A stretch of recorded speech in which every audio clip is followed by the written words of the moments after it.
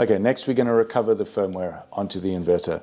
So the normal process of doing it is we needed the LCD to do the firmware update. However, we've corrupted it, so we haven't got access to the LCD anymore.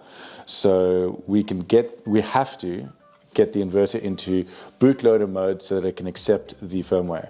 And we've got the way to do that is to give the inverter power and press escape, up and enter for 4 seconds, and it will push these two LEDs solid and this one blinking, and it will be in HMI update mode, just like if you did it in advanced settings.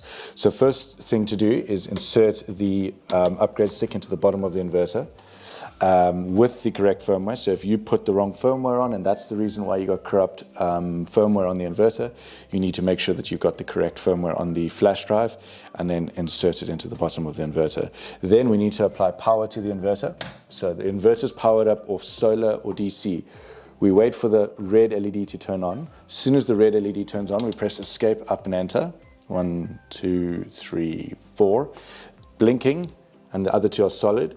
We get this into HMI update mode by pressing and holding until all three are solid. We let go, and then we press for 1 second. And then it will blink quickly, and when it acknowledges that it's happy, it should start blinking slowly.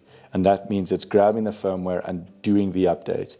This process takes about 3 to 4 minutes, and once the update's done, you'll have your LCD back. Okay, so we've waited the 4 minutes for it to do the update. When you see 3 LEDs solid, it's an indicator that it was a successful update. Things that can cause it to not be a successful update, if you've got other components speaking on the same RS485 network, that is something that can cause a failure of this process. If you've got the incorrect file on here, it will fail. If you waited too long to do it, it will fail it. So just go again, try it again, try it 3 or 4 times before thinking that it's impossible to update.